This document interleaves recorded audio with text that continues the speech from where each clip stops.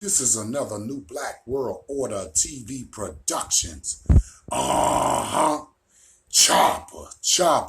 What's happening, family? What I want to talk about today is I want to revisit, right, the statement, let my people go, right? And I also want to talk about what really made me want to revisit that statement, right? It appears to me that almost every organization that's teaching the black man and woman and child of America, right, seems to believe that if they teach you something, that you ultimately belong to them, right? They seem to believe that studentship somehow transliterate to mean ownership, right? So the statement, let my people go, goes out to those of you who believe that you own somebody because you taught them something, right? How does this work? How does this even come into the conversation? Ownership and studentship, right? You notice that if a person joins a particular organization, learns its doctrine, believes it for a while, flirts with it for a while, maybe even follow it, join the organization, become a very dedicated, committed participant, and something shifts in their mind and they change their ideals, right? Some digress, some progress, right? But you notice the reaction of the organization. You notice the reaction of the organization towards the person who has changed their minds. They start to talking about, you should have did this or you should have did that. They start becoming mean to the person, trolling the person as if they have a deed to the person, as if placing a doctrine in their minds somehow relinquish their rights of individuality, right? And most of the people who change their mind don't change their mind about building a black nation. They just change their minds about the methodologies, the ideology that will spring them forward on the mission of doing such or such. But it still doesn't wipe away the fact that they think that they own you. So I'm saying to them, I'm saying to the mindset, to the thought concept that's within their minds that makes them believe that they own you because they taught you something. Let my people go. Let them go on to progress.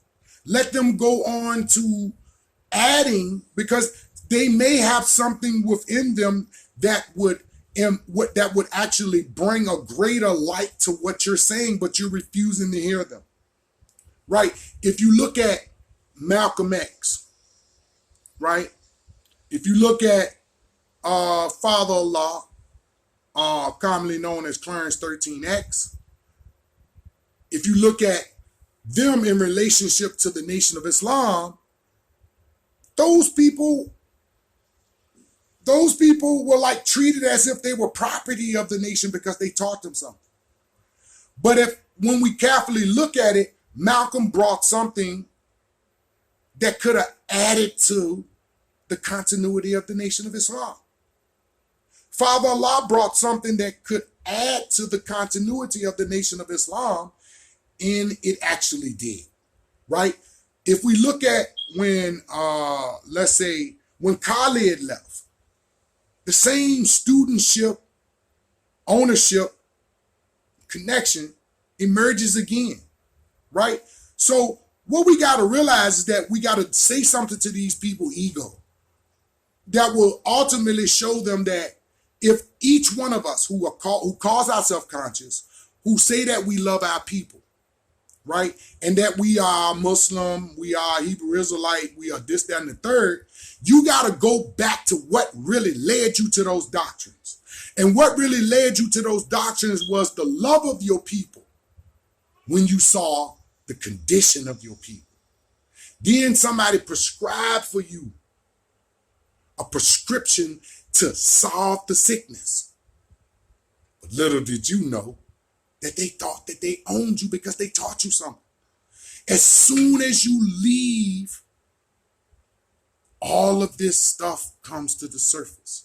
The animosity, the anger. They throw everything at you, even the fucking kitchen sink, right? We gotta get away from that.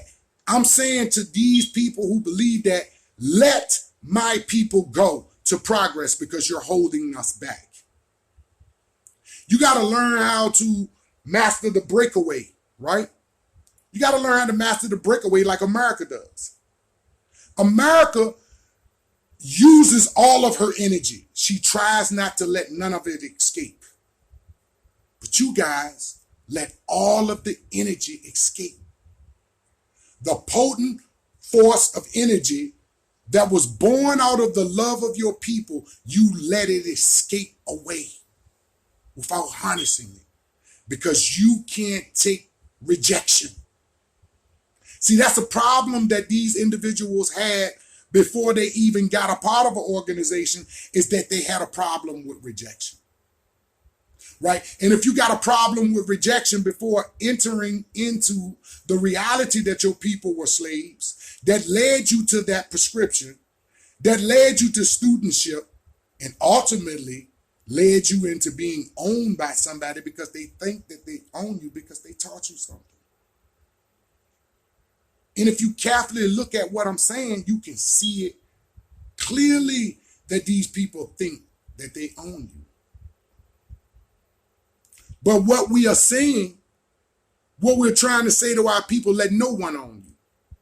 That you are a free people, that you are free thinkers, right? And that if they took the restraints off of our intellect, not off of our ability to be immoral, no, put restraints on that, but putting restraints on our creativity, putting restraints on our intellectual abilities does not make sense in light of the fact of artificial intelligence, weaponized knowledge coming against us. And you want to stifle the creativity of a student by smothering you with ownership because you cannot take rejection. I'm saying to the organizations, right? I'm saying to this bipartisanship, because that's truly what it is. It is parties arguing over ideologies that are standing in the way of the progress of our people and the freedom of our people in this little time that we have to accomplish it. Within the next 30 to 50 years, artificial intelligence, singularity enforcement will be in full swing.